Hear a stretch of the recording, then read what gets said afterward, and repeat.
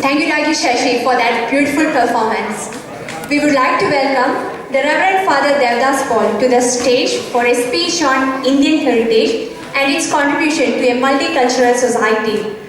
Father Devdas Paul, CMF, hails from Kerala and he belongs to the Clarion congregation, a religious community of the Roman Catholic Church. He was ordained into priesthood in 1990 and since 1996 he has been working in Frankfurt, Germany and is in charge of Syro-Malabar Catholic community in Frankfurt. He is well known for his deep knowledge of multiple religions. Nun wird Pfarrer Devdas Paul auf die Bühne gebeten. Er wird eine Rede über die Einführung des kulturellen Ursprungs Indien in die heutige Gesellschaft halten.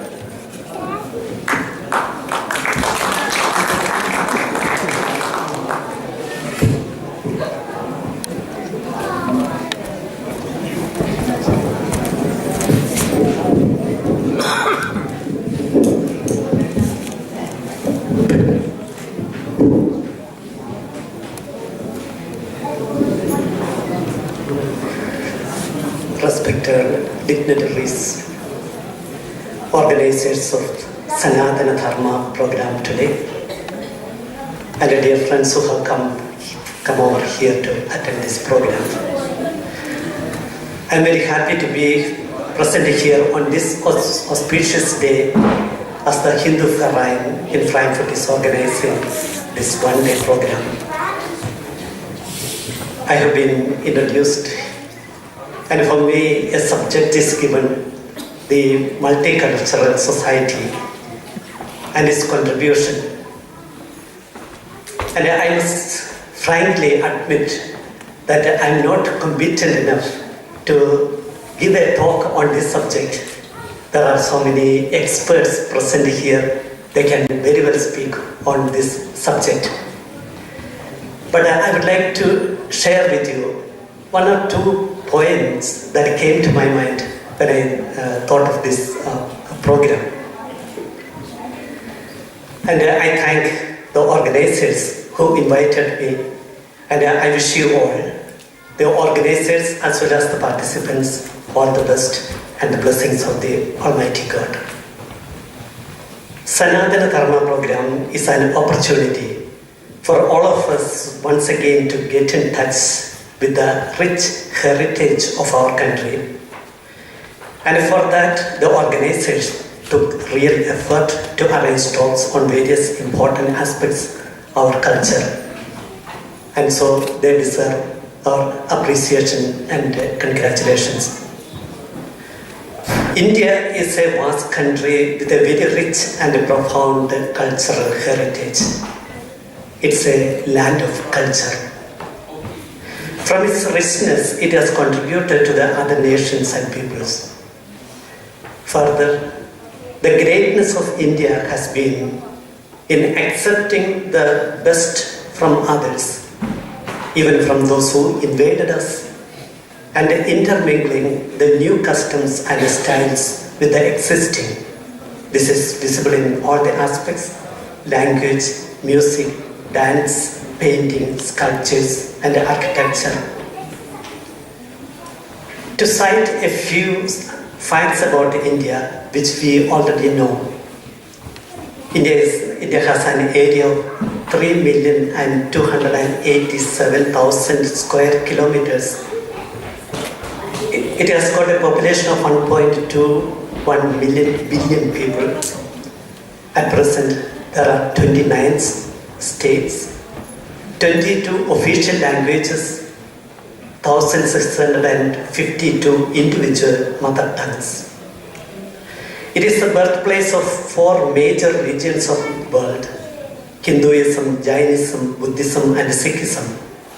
Hinduism being the oldest religion in the world. In the course of time, Zoroastrianism, Judaism, Christianity, Islam, and Baha'i faith came to India.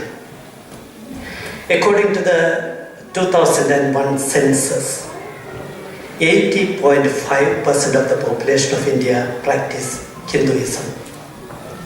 Islam 13.4%, Christianity 2.3, Sikhism 1.9, Buddhism 0.8, and Jainism 0.4%. These are the other major religions followed by the people of India. There are also numerous minor tribal traditions, though these have been affected by major religions such as Hinduism, Buddhism, and Christianity. Above all these facts, India has a rich history of 5,000 years or more. These are a few facts that I mentioned just to show how complex is our cultural tradition. In Germany, if you travel from one state, one Bundesland to another, we do not feel much a difference. But in India, if you travel from one state to another, there is a world of difference we find. Language, dress, food customs are all different. Then we can just imagine a semi-continent with its 5,000 years of history, how complex it could be in its existence. We can speak extensively on various factors such as music, art, architecture, sculpture, painting, festivals, and so on, which contributed to this heritage of our land. Behind all these cultural developments, one can find there is something which links and connects all of them. This link, which is behind our cultural heritage, is a spiritual thread, I call it. The primary quest of the Vedic era was for the ultimate reality, a reality which surpasses the ordinary human knowledge. The Vedic hymns and later on, the sacred scriptures were produced based on this ultimate reality. An Indian is basically spiritual, and the circumstances where he or she lives becomes automatically sacred or divine. Every action that we perform is a service of God. We invoke the blessings of God, whether we plant a tree or we construct a monument. We are in the presence of this subtle reality, whether we work or sleep. The search for the awareness of this ultimate reality in oneself is the core of our spiritual life. Christianity came to India in the 1st century Common Era, and in the 16th century it grew a little more with the advent of the Europeans in India. As a Christian religious person, I can say that the Indian cultural traditions influenced Christianity in India. The first one I would like to mention is the closeness to the nature, especially when we Christians pray. Just like the Hindu brethren around us, we too sit or kneel down on the floor to pray.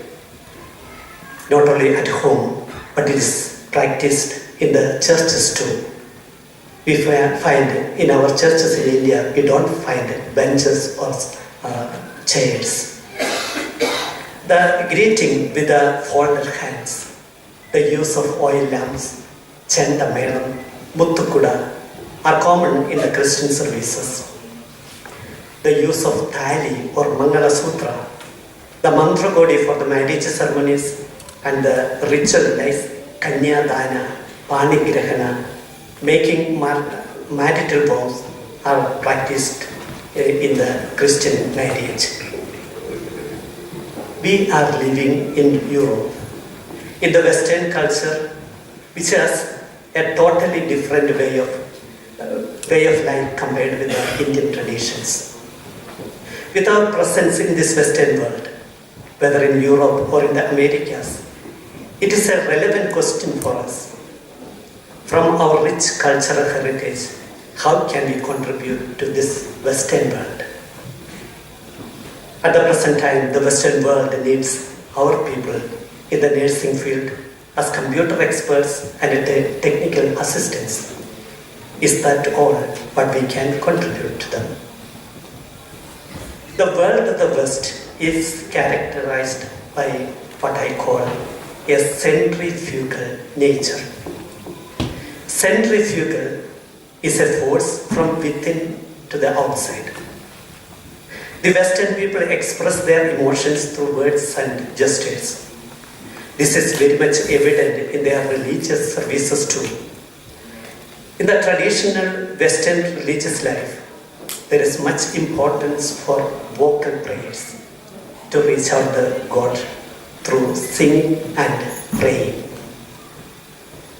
The traditional Indian way of prayer has a centripetal nature.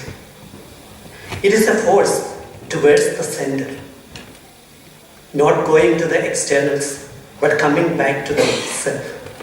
One finds or realizes the ultimate reality. That is what our sages did. They experienced the presence of God, not outside, but within oneself. Aham Brahmasmi. One of the Catholic priests in Kerala wrote a poem in this line. Father Abel CMI wrote in Malayalam. I try to sing it here.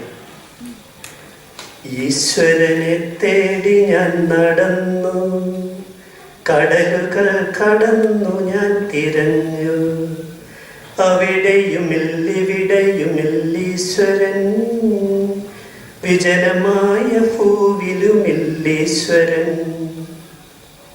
Searching God, I wandered alone. Beyond the seas I searched him. On the earth and in the heavens he could not be seen. He is not found anywhere. അവസാനമെന്നിലേക്കു ഞാൻ കടന്നു, ഹൃദയത്തിലേക്കു ഞാൻ തിരിഞ്ഞു, അവിടെയാണീശ്വരന്റെ സുന്ദരാലയം, സ്നേഹമാണീശ്വരന്റെ രൂപം. At the end I turned to me. Into my soul I returned. There I found him. In the form of love, I met him there. Can I make the Westerners experience the presence of God? Yes, I can. I believe. This may not be taking up great task, doing many things, but by our very presence in the society as a God-experienced person. Once a very spiritual person was invited for a function, and this person asked the organizers, "What shall I do there?" Then the organizers replied, "Your presence, your very presence, that's what will come." Yes, with our meaningful presence in a society, we can be a driving force there. About the rich culture of India, the famous American author Mark Twain wrote like this: India is the cradle of human race, the birthplace of human speech, the mother of history, the grandmother of legend, the great-grandmother of tradition. Our most valuable and most instructive materials in the history of man are treasured up in India only. I conclude, our most valuable and most instructive materials in the history of man are treasured up in India only. Thank you.